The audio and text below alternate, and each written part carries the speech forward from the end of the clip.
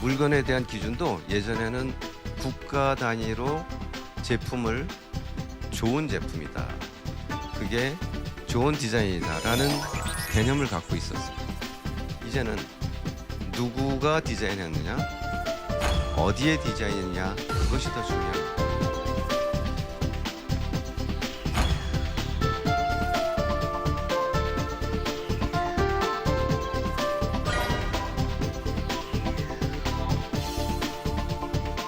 이제는 디자이너가 디자인 회사로만 들어가는 것이 아니라 디자인을 활용하는, 필요로 하는 곳에 들어가는 사례도 많아집니다. 거기에 들어가기 위해서 자기 준비를 해놔야 돼요. 여러분이 우선 가고 싶은 곳을 찾아야 돼요.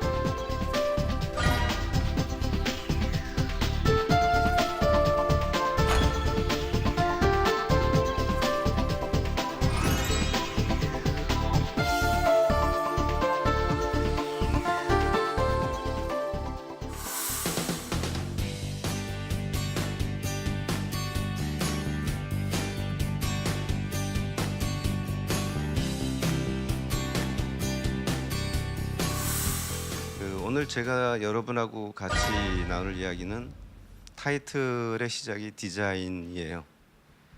디자인은 트렌드라고 하는 현상을 오늘 이야기를 좀 나누어서, 그러면 앞으로 우리는 어떻게 해야 될까에 대한 고민을 시작해 볼까 합니다. 자, 디자인부터 정의하겠습니다. 디자인은 무엇이라고 생각하나요? 여러분 지금 원하시는 분야가 조금씩 달라요. 공간 쪽을 생각하시는 분도 계시고, 패션 생각하시는 분도 계시고, 웹 디자인도 기획하시는 분도 계세요. 다 디자인이라는 타이틀은 있지만 하고 있는 내용, 그다음에 그것이 다루는 범위, 그것에 대한 파생되는 효과는 다 다릅니다. 근데 그걸 다 디자인을 묶어놨으니까 디자인은 굉장히 많아요. 저는 현재 소속이 한국디자인단체 총연합회라는 곳입니다. 거기에는 우리나라의 디자인 단체 30개 단체가 가입이 돼 있어요. 30개 단체 중에 같은 내용으로 정확하게 중복되는 곳은 단 한 곳도 없습니다. 다 다른 곳이에요. 전공이 다 달라요. 인테리어도 있고요, 패션, 섬유, 주얼리, 시각 디자인, 제품 디자인, 서비스 디자인 다양하게 있습니다. 자, 디자인은 뭘까요? 저는 이렇게 설명드릴게요. 저희 집 아파트예요. 엘리베이터입니다. 안쪽에서 보면 현재 보시는 것 같은 안내 사인이 붙어 있어요. 여기 있는 내용을 한번 볼까요? 여기 있는 글은 주의, 손이 있고 사선이 그려 있고 손대지 마시오. 자, 여기에 있는 손 그리고 사선, 이것을 픽토그램이라고 하잖아요. 이 픽토그램은 전 세계 누구든, 어린아이든 노인이든 글을 몰라도 저 그림을 보고 손을 대면 안 됩니다라는 뜻의 그림의 메시지죠. 근데 여기에 주의라고 썼어요. 손대지 마시오라고 해석을 해놨어요. 굉장히 부연 설명을 한 거예요. 만약에 조그만 꼬마아이가 이 글, 한글을 읽지 못하는 세대의 어린아이가 이 엘리베이터를 탔다면 저 글을 모르기 때문에 이 의미를 모르게 될 수도 있어요. 왜냐하면 나는 이 전달한 메시지 중에 3개 중에 2개는 모르겠거든요. 주의, 손대지 마시오는 꼬마는 못 읽어요. 2개를 모르면 가운데 거를 읽으려고 하지 않아요. 이것은 고쳐져야 되는데요. 이 옆에 있는 것은 한 가지가 더 있어요. 애매한 점입니다. 물론 주의 써 있고요. 기대면 추락 위험, 이거와 같은 등가의 설명이죠. 근데 기대지 마시오는 알겠어요. 근데 이거는 뭐죠? 떨어지지 마시오예요. 이건 설명이 뭔가 잘못된 거예요. 자, 이것은 띄어내고 요렇게 바꾸는 것이 훨씬 더 빨리 알 수 있습니다. 인지하기가 좋아요. 누가 봐도 쉽게 알 수 있어요. 아까보다 선명하게 보입니다. 이것을 이렇게 바꾸면 조금 더 크게 할 수 있어요. 같은 면적, 같은 위치에 전달하고자 하는 주의의 메시지를 명확하게, 확실하게 알 수 있게 만드는 것이 시각 디자인에서 픽토그램이 하는 일입니다. 사람들에게 감성이라는 것이 어떻게 중요하게 전달이 되고 작용이 됐는가라는 부분의 실증을 말씀드리면, 디자인이라고 하는 단어가 우리 생활에서 쓰이고 디자인된 물건들이 실제 사람들에게 쓰여지기 시작한 것은 산업혁명 이후입니다. 그전에는 개인들이 어떠한 소유의 자기 소유의 양산되는 물건을 사서 쓰는 일이 없었다고 봐야 돼요. 주문 제작한 가구, 주문 제작한 옷이 그것이 일반인들은 갖기 어려운 상태로 일부 조금 그 귀족이라든가 왕족이라든가 하는 사람들에 한해서만 이루어졌고, 대부분 평민들은 자기가 만들어 입거나 만들어 쓰는 일들이 많았던 시대죠. 그런데 산업혁명이 되면서 같은 물건을 반복적으로 만들어내기 시작했고, 그 물건들을 사서 쓰면서 거기에 디자인된 물건 이런 것들이 만들어지기 시작합니다. 그래서 초기에 만들어지는 양산의 물건들은 많이 만드는 게 중심이었어요. 그래서 그때 관리했었던 기준은 생산 관리예요. 그래서 60년대에는 토탈 프로덕트 매니지먼트, 얼만큼 만들어내냐, 무엇을 만들어내냐에 관심을 두었던 시대인데, 그게 20년이 지나면 80년대에서는 그 물건의 퀄리티를 관리하기 시작합니다. 단순하게 볼펜을 얘기할게요. 예전에 볼펜은 글씨가 써지면 됐어요. 초기에.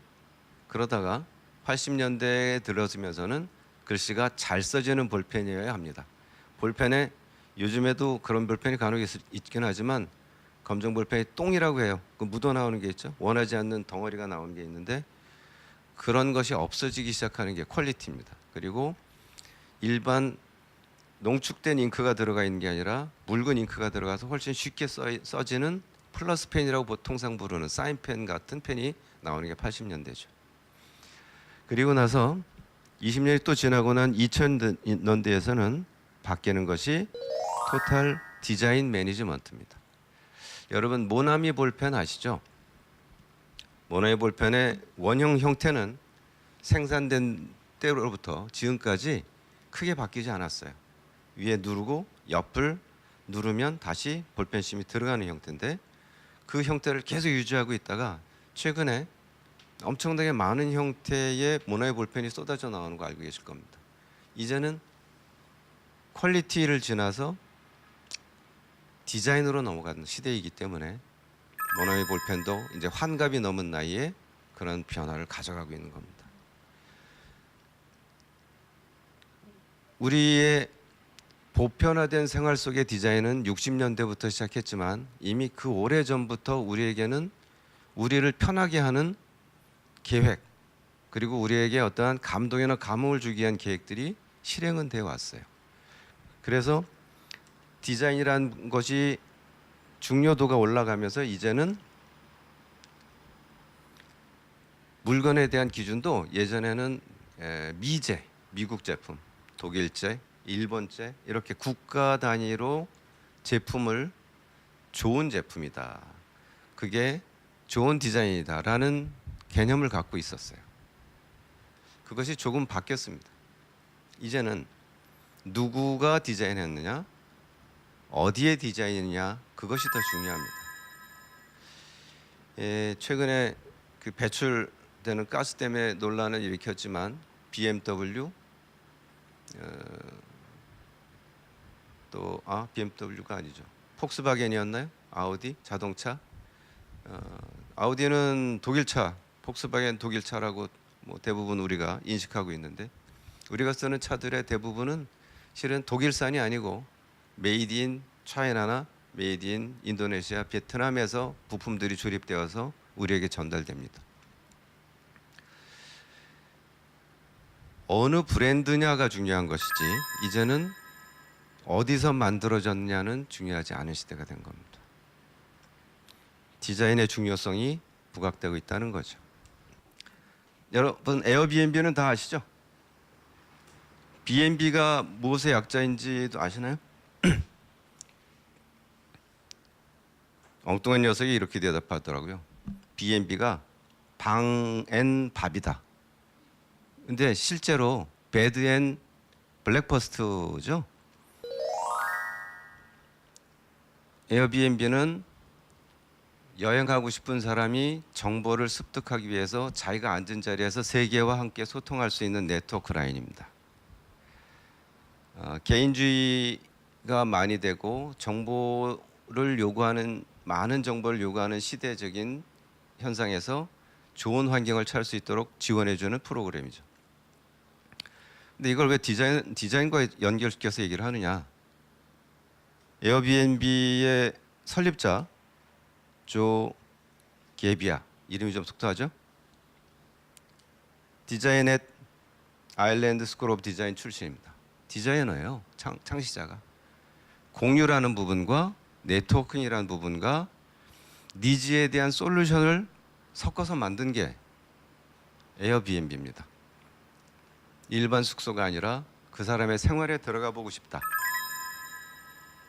어디 있는지 찾아야 되겠고 또 누군가는 내 집에 손님으로 받아들이고 싶다라는 네트워킹을 만들어준 거죠. 전혀 모르는 세계인들이 이 사이트를 통해서 네트워킹이 되고 서로 만나고 소통하게 됩니다.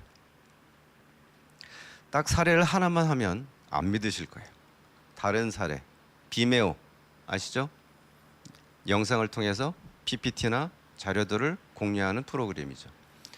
같은 관심사 분야를 공유할 수 있고 서로 정보를 나눌 수 있는 형태의 네트워크 프로그램입니다. 설립자가 누군지 봅시다. 빨리 넘어갔네요. 비메오 설립자 잭 클레인도 BA 스튜디오 아트 앤 워크 포레스트 유니버시티 출신입니다. 디자이너예요. 디자이너이기 때문에 문제를 인식하고 해결 방안을 찾아낸 겁니다. 그러면 유튜브 마찬가지예요. 인디애나 유니버시티 디자인 전공자예요. 뭐 핀터레스트 당연히 전공자죠. 이 사람은 페이스북에서 디자인을 하다가 독립해서 핀터레스트를 만들었어요. 핀터레스트는 설립하고 나서 5년 동안은 수익이 없었습니다. 지금도 수익이 거의 없는 구조예요. 하지만 그 재산 가치는 약 11조를 치고 있어요. 앞으로 거기에 올라오는 이미지들의 판매가 연결이 될 겁니다. 상업적인 광고를 통해서 오는 정보에 신뢰하지 않는 부분이 있죠. 과장 광고일 수 있죠. 근데 많은 사람들이 공유하고 있는 정보 제공의 시대에서 내가 좋아요를 하나 누른 그것이 다른 공유하는 사람들 간에 누군지 모르지만 세계가 같이 소통하는 긍정적인 부분에 평가를 할 수 있고 그 제품에 대한 신뢰도를 높일 수 있고 그럼 그 제품이 팔려나갈 수 있는 거죠. 이제 판매 라인이 연결이 되면 그 가치를 할 수 있다고 예상을 해서 이미 높은 가치가 매겨져 있어요. 우리나라의 미미박스, 배달의 민족 김봉진 대표 실내 디자인을 전공하고 시각 디자인을 전공한 디자이너 출신이고요. 역시 하영석 대표도 저분은 디자인 마케팅 전공했어요. 그러면서 미미박스 화장품 회사를 진행하고 있죠. 자, 이러면 이 정도 사례면 꼭 디자이너라고 하는 전공을 한 사람이 디자이너로 직접 가구를 만든다거나 조명 디자이너가 조명을 만든다거나 또 패션 디자이너가 직접 옷을 만들다거나 하지 않더라도 새로운 사업의 형태를 하고 있거나 할 수 있거나 할 수 있구나 라는 생각을 가지셨으면 좋겠어요.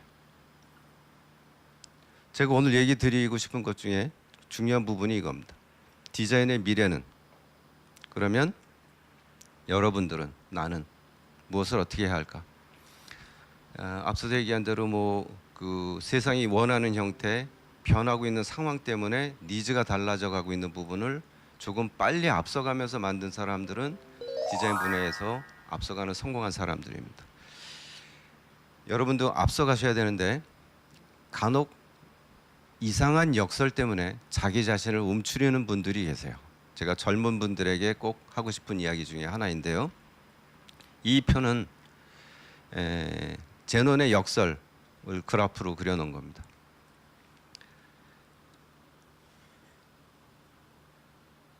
아주 빨리 달리는 그 제논의 이제 그 이야기에는 실제로는 아킬레우스라는 사람과 거북이의 경주로 이야기가 되죠.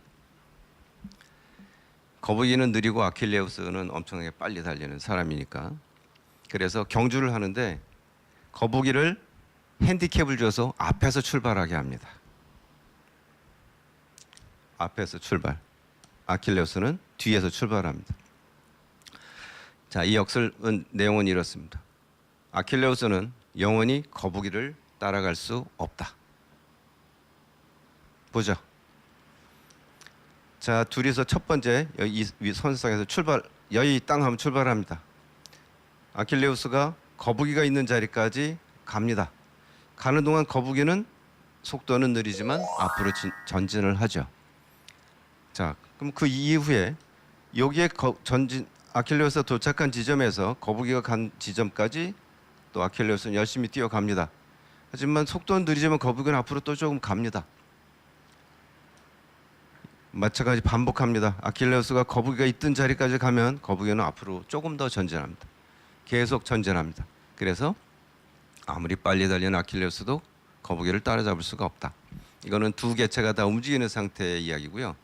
또 하나의 역설은 화살은 관역에 영원히 도달할 수 없다라는 역설도 있습니다. 그건 어떻게 된 걸까요? 관역이 있는 자리와 화살이 출발한 자리가 있죠. 화살을 여기서 시위를 당겨서 쏩니다. 이 전체 거리의 2분의 1이라는 시점에 이 화살이 날라오죠. 2분의 1 왔어요. 남은 거리의 2분의 1인 지점까지 화살은 또 갈 수 있습니다. 자, 2분의 1까지 또 갈 수 있죠. 2분의 1까지 갈 수 있습니다. 계속 2분의 1까지 갈 수 있죠.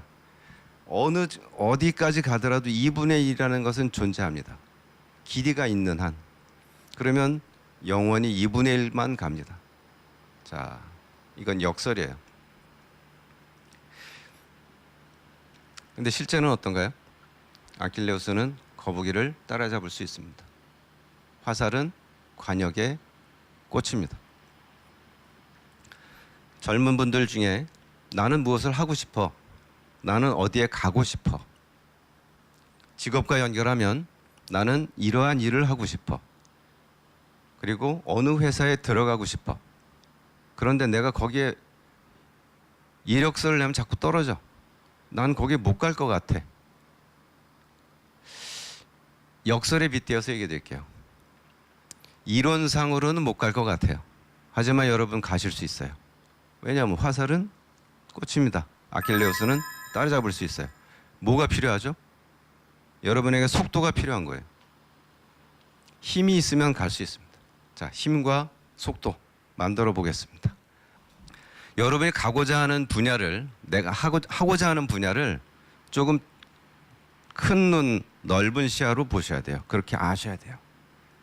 디자인 쪽에 진출한다라는 분야에서 디자인 회사가 있어요. 순수하게 디자인 회사. 그다음에 디자인을 만들어주는 디자인 제조를 하는 공장이라고 할 수 있는 제조 기반의 회사가 있어요. 그것을 판매 유통하는 디자인 관련 회사가 있어요. 다 디자인 관련 담당자들이 있어야 존재가 되는 다이렉트 디자인 회사예요. 거기 이외를 알려드릴게요. 우리나라에는 공무원 중에 디자인 전공 공무원이 있습니다.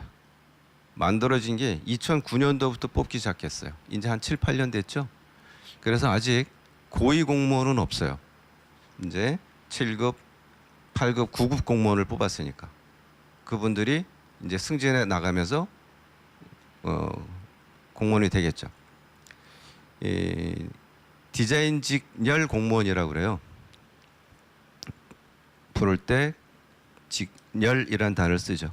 그러니까 디자인 전공 공무원입니다. 만들어진 지가 얼마 안 된 분야이기 때문에 이 분야에 진출하시면 굉장히 가능성이 있어요. 뭐 여기 공무원도 계시기 때문에 디자인 공무원 철밥통 뭐 이런 얘기 하잖아요. 근데 뭐 꼭 그래서만이 아니라 공무원으로서 해야 되는 디자인 분야는 아주 독특합니다. 국가를 위한 일에 디자인을 적용해서 국가의 행정과 국가에서 시행하는 결과물에 디자인을 담는 거예요. 같은 예산을 가지고 훨씬 더 좋은 결과물을 만들어내는 사람이에요.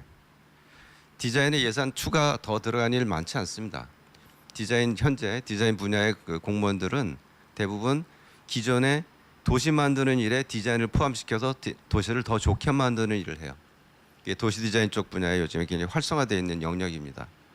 여러분 중에 공간 디자인, 도시 디자인, 건축 디자인 쪽에 관심 있는 분들은 특히 공무원 추천합니다.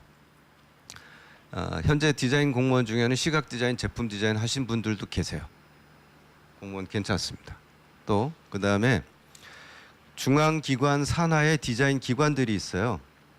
지금 조금 전에 보신 여기 한국디자인진흥원은 산업디자인부 산하의 디자인 진흥기관입니다. 그다음 한국공예디자인문화진흥원은 문화체육관광부 산하 디자인 진흥기관입니다. 여기도 준공무원에 해당해요. 여기서 하는 일들은 실제 디자인을 하기도 하고 디자인 기업을 지원하는 일을 하고 디자이너를 육성하는 일도 합니다. 여기에 직원으로 들어가도 내가 직접 디자인하는 사람은 아니지만 디자인 분야의 디자인을 위해서 하는 일을 할 수 있고 디자인 감각이 있어야 할 수 있고 디자이너를 이해해야 저기에 들어가서 일을 할 수 있습니다. 이런 분야 추천합니다. 그다음에 지방자치단체 즉 시나 도에서 만들어 놓은 디자인 기관들이 있어요. 서울시에는 서울디자인재단이 있고요. 서울디자인재단에서 아까 얘기 드린 그 DDP 동대문 디자인 플라자도 운영합니다. 동대문 디자인 플라자에서 일해볼 생각 없으세요? 아주 재밌을 거예요. 다양한 전시회를 기획할 수 있고 그 건물을 유지관리하는 것에 참여할 수 있습니다. 지방에는 부산 디자인 센터가 있고요. 또 대구시에는 대구 경북 디자인 센터가 있습니다. 광주에 광주 디자인 센터가 있고 여기에서는 광주 디자인 비엔날레를 운영하고 있습니다. 여기도 전시 기획도 하죠. 또 이 각 센터들은 그 지역의 디자인을 육성하기 위한 지원 사업, 디자이너 양성 사업, 그리고 홍보 사업을 같이 하고 있어요. 또 한국 업사이클 센터라는 게 있는데요. 이거는 타이틀은 한국인데 위치는 대구에 있어요. 요즘에 재활용이라는 이야기 많이 들으셨을 거예요. 뭐 그 해외에서 유명한 많이 알려져 있는 재활용 기업은 프라이탁이라고 해서 자동차의 커버를 사용하고 난 이후에 그것을 해체해서 가방으로 만들죠. 자동차의 안전벨트를 이용해서 끈을 만들고 하는 그 유명한 기업이 있죠. 그렇게 재활용에 대한 일을 중심으로 하고 있는 센터로 작년에 개관했어요. 여기에도 직원이 필요하죠. 여기에 거의 다 그 디자인 전공자들이 근무하고 계세요. 그다음에 앞으로 9월 초에 서울에도 한국 업사이클 센터와 기능이 비슷한 서울 새활용 센터가 장안평에 오픈합니다. 이 건물은 완공됐고요. 일부 입주 기업이 들어가서 활동을 시작하고 있습니다. 9월 5일에 오프닝하니까 시간 되시면 와서 보세요. 9월 6일에 세미나도 열립니다. 여러분 오신다면 다 초대할게요. 9월 6일 세미나는 제가 주관합니다. 그리고 앞으로 강원도와 대전에도 디자인 센터가 또 문을 엽니다. 내가 디자인을 원한다고 해서 내가 가구 디자인을 하겠다 해서 내가 직접 가구 디자인만 하는 게 아니라 내가 이러한 기관에 들어가서 가구 디자인 분야를 바라보고 그 분야가 가야 될 길을 제시하고 육성하고 양성해주는 지원 역할도 할 수 있어요. 갈 곳이 이러한 기관도 있지만 구인 광고를 이렇게 잘 보시면 여러분 정보 검색은 굉장히 능숙하신 걸로 알고 있어요. 모든 여기를 알았다는 것도 정보 검색에 훌륭하게 검색을 잘 하셔서 오셨어요. 정보 검색을 하시다 보면 의외의 장소에서 디자인을 뽑는 것이 있습니다. 우리나라에 들어와 있는 그 양판점 중에 이케아가 있죠. 거기도 한국 디자이너를 뽑았어요. 디자인 전공자를. 디자인 제품을 워낙 파는 곳이기도 하죠. 한샘, 거긴 디자이너 비중이 굉장히 높아요. 근데 은행에도 디자인을 뽑은 사례가 있어요.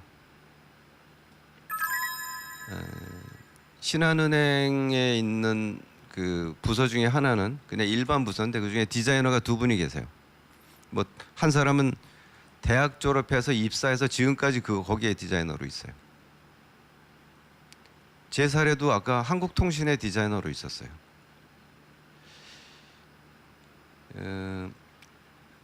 금융기관, 뭐 백화점은 당연히 이제 뭐 디자이너 뽑고요. 병원에서도 디자이너를 뽑은 데가 있어요. 자, 이제는 디자이너가 디자인 회사로만 들어가는 것이 아니라 디자인을 활용하는, 필요로 하는 곳에 들어가는 사례도 많아집니다. 거기에 들어가기 위해서 자기 준비를 해놔야 돼요. 여러분이 우선 가고 싶은 곳을 찾아야 됩니다. 그것은 취업을 전제로 하는 건데 또 하나 다른 것은 창업이 있어요. 창업과 취업의 다른 점을 간단하게 설명할게요. 창업이든 취업이든 어떤 길이 있고 어떠한 일이 있고 그 일이 어떠한 결과를 갖는지에 대해서 정보를 많이 수집을 해야 됩니다. 그 중에 선택을 해야 되니까. 정보 수집하는 거, 창업, 취업 동일합니다. 그다음에 롤 모델 찾기. 창업이든 취업이든 롤 모델을 찾으셔야 돼요. 롤 모델에는 저는 레시피라는 전략을 같이 말씀드릴게요. 레시피는 보통 이제 음식 만드는 거 얘기하잖아요. 우리나라에 셰프들이 유명한 사람들이 꽤 많습니다. 많은 레시피들이 또 공개가 돼 있죠. 그 공개되어 있는 레시피를 보고 동일한 재료를 사서 그 기법 순서대로 그대로 요리를 합니다. 접시도 또 디스플레이 세팅도 그 그림을 보고 할 수 있어요. 레시피를 그대로 준수하면 비슷하게 만들 수 있어요. 정말 잘하면 똑같게도 만들 수도 있어요. 그것은 뭐냐면 롤 모델을 찾고 그 롤 모델이 취업이든 창업이든 그 분야에 그 사람이 과거에 해온 일들을 쭉 확인하셔서 여러분도 그 길을 그대로 걸으시면 똑같게 될 수도 있어요. 최소한 비슷하게 될 수 있어요. 롤 모델을 찾으시면 됩니다. 근데 롤 모델 잘 찾으셔야 돼요.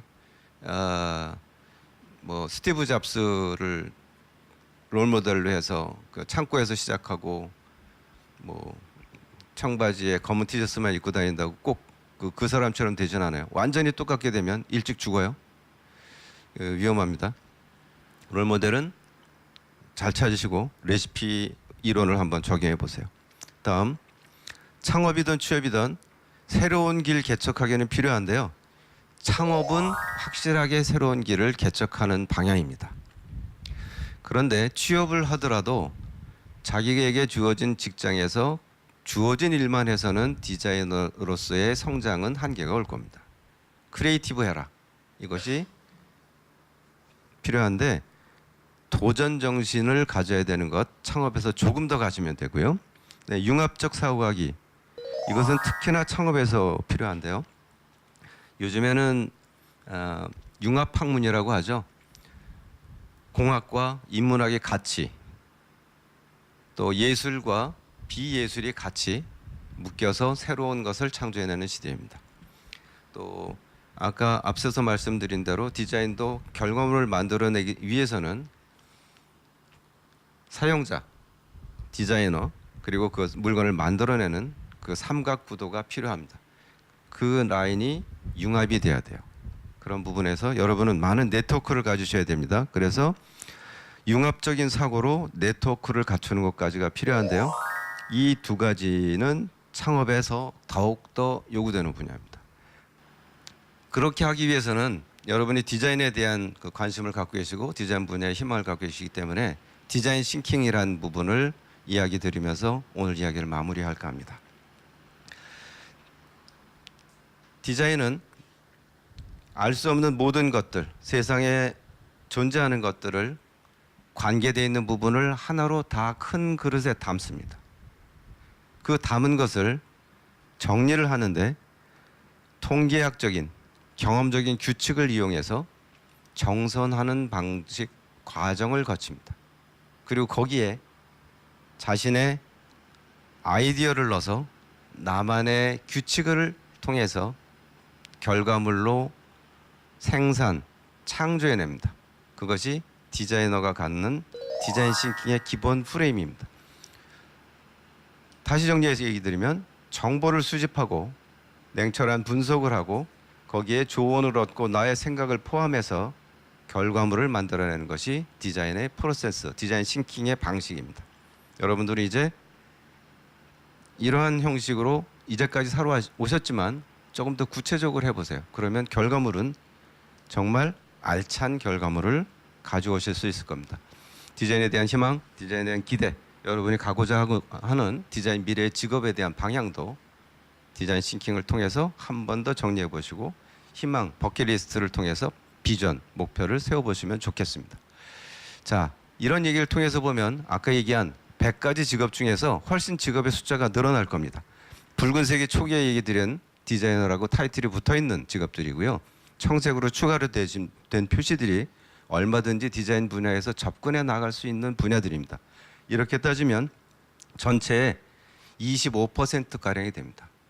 미래의 유망 직종 100개 중에서 25%에 해당하는 4분의 1에 해당하는 직업이 여러분이 관심을 갖고 계신 디자인 분야입니다. 여러분의 갈 길은 다양하고 가능성을 무한히 갖고 있습니다. 자, 이제 여러분이 훗날 성공하실 거로 기대합니다. 성공하시리라 믿겠습니다. 그러면 여러분이 농익은 무르익은 여러분의 기술을 한 번쯤은 적정 기술이라는 것으로 생각해 봐 주시기 바랍니다. 잘 익은 기술을 나누는 것이죠. 사례는 이런 거죠. 아프리카에 뭐 대표적으로 많은 거는 이제 라이프 스토어라고 해서 흙탕물을 마실 때 흙을 빼고 물만 마시게 하는 라이프 스토어인데 이것은 접시 형태예요. 그래서 물에 띄워놓으면 맑은 물만 위로 이렇게 올라오게 돼서 물을 마실 수 있게 한 이거 우리나라 디자이너입니다. 그다음에 요거는 사운드 에프킬라. 에프킬라라고 하면 우리가 빨리 이해하니까 아프리카에 에프킬라를 줘서 모기를 쫓게 하는 거 그 안에 들어있는 용액 다 쓰면 그냥 깡통 못 쓰게 되죠. 버려야 되죠. 아프리카에 오히려 깡통 만들어놔요. 그렇게 하지 않고 만든 케이스인데요. 요건 뭔가 하면 사용하기 전에 흔들어요. 흔들면 안에서 실제 그 에프킬라라고 하는 그 약처럼 소리가 납니다. 딸랑딸랑 소리 나요. 그 흔들리면 뭔가 하면 그 안에서 진자가 움직이면서 전기를 발생시키는 겁니다. 약간의 발전이 되면 버튼을 누르면 곤충이 싫어하는 주파수의 소리가 나가요. 사람은 안 들려요. 그 주변에 벌레, 모기를 쫓아주는 겁니다. 이 깡통은 흔들어서 쓰면 되니까 버릴 일 없어요. 아프리카에 공해를 발생시키지 않고 계속 쓸 수 있는 제품입니다. 우리나라 디자이너가 했어요. 카이스트에 있는 백여수가 만든 겁니다. 자, 요거 이게 라이프 스트로우예요. 이렇게 흙탕물에다가 이렇게 바로 마실 수 있게 만든 제품이고요. 요거는 물을 길어 나르는데 무거워서 못 날라요. 물은 많이 가져가야 되고 그래서 물을 이 통에 담아서 이렇게 끄누르면서 끌고 갑니다. 이건 노인도 어린아이도 끌고 갈 수 있게 만든 디자인이고요. 이거는 노숙자들 겨울에 워낙 얼어 죽으니까 건물의 배기구에 이렇게 비닐을 연결해요. 그래서 그 비닐을 연결해서 침낭처럼 만들고 그 안에서 자기 하면 얼어 죽지는 않습니다. 근데 물론 이 배기 가스가 여기 직접 닿는 건 아니고 여기가 이중이에요. 그래서 온기만 이렇게 돌게 돼 있죠. 이런 것도 있고 이거는 건조한 지역에 물이 워낙 귀하니까 자연의 온도의 변화에 의해서 이 천막에 물이 밤에 고여요. 그래서 그 고인 게 떨어지죠. 떨어지면 이 아래 그릇에 담겨집니다. 그럼 그 물을 마시는 거죠. 이런 것들이 적정 기술이라고 불러요.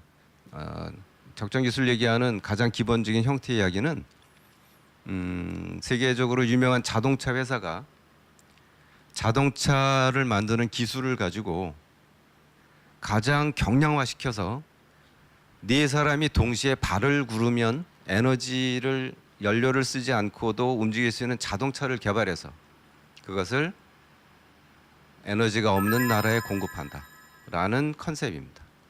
물론 무상으로. 이러한 제품들은 거의 다 이 받는 사람들에게는 무상으로 제공됩니다. 이걸 이제 적정 기술이라고 하는데요.